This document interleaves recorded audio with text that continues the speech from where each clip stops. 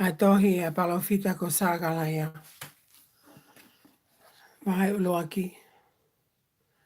Sakalaya vai uloaki. Te kua iha na walu e mahina. Mono ua o e tau o talaya si.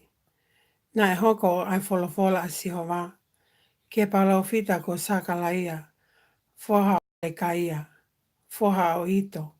Ke whakaha. Na e hou hau a sihova. Ki ho mo ngahi kui. Ko e hou hau. Ka koha hou hau. Ko ia ke lea ki a teki nau tolu.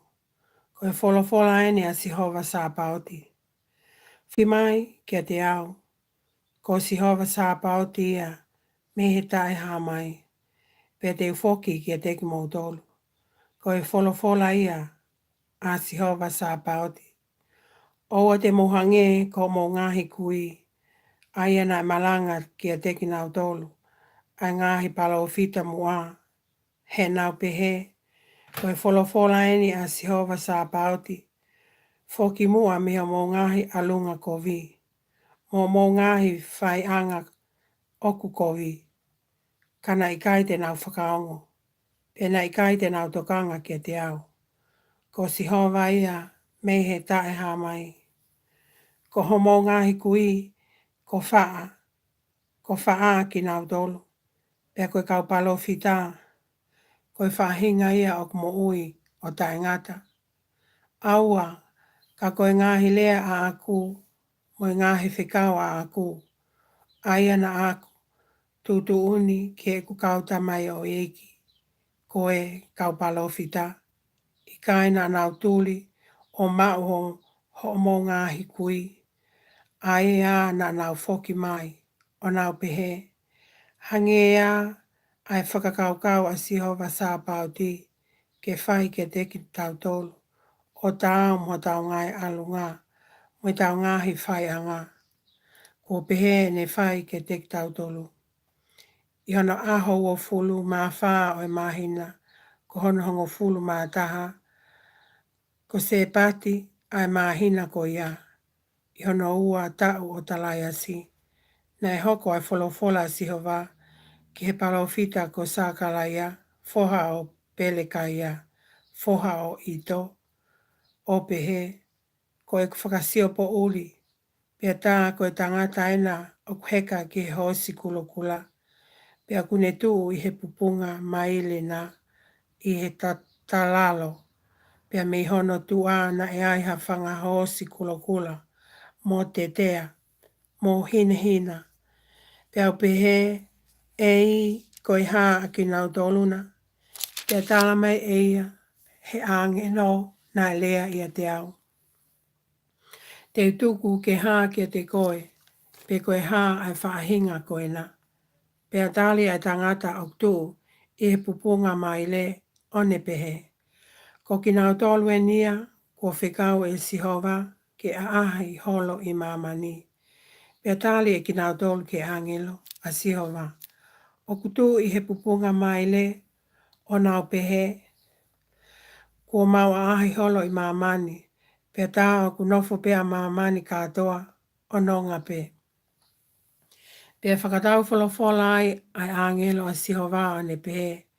Sihova sa pauti e ko futua ho tae whakaatu I a Jerusalema mo ngai kolo o siuta. Aia kua ke hou hau ki ai whitu ngō fulu I tauni. Pea tali e sihova ki angelo na lea ia te au. Aki ai ngahi tala monu. Ko ngahi lea whakalelu.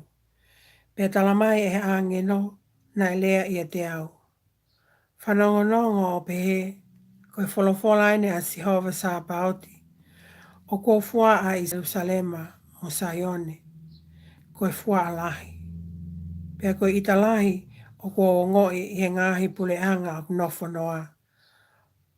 Hono moe momoi mea e ku ita, kai tufunaki ai kovi e whahinga ko ia. Ko ia koe wholofola ene a sihova, ko foki ki Jerusalema, ko fonu ofa ia, e langa haku whale iai, ko sihova sa pauti ia, me he tae hamai. pe e whāloha kawha ki Jerusalema. Toi kalanga o pehe, koe wholofola ene a Sihova Sāpauti, e toi tangi whā, hoku ngāhi kolo I he lelei, pe e toi whakaatui e Sihova a Saione, pe a tene toi whili a Jerusalema. Pe au hanga hake o whakasio, pe a tā koe whā I nifo ena, pe au pehe ke a angelo na lea ia te au. Koe hā ki nau toluna. Pe a tali mai, koe ngahi nifo ena ia, ko whakamo vete vete a siuta a Isleli mo Jerusalema. Pe a tuku e Sihova ke usio ki he tuku I ka mea e toko whā. Tuku I u ka mea e toko whā. Pe au whakatau wholofola hake. Koe hā ai mea ko omi e ki nau toluna ke whai. Pe ne tali o pehe. Ko ngahi mea ko e koe ngahi nifo na e whakamot vete vete a siuta. Ka ua ke ikai ke malawa e hata ke hiki hono ulu. Ka ko ki nau toluni ko nau omi ke whakaawalei ai whaahinga koe.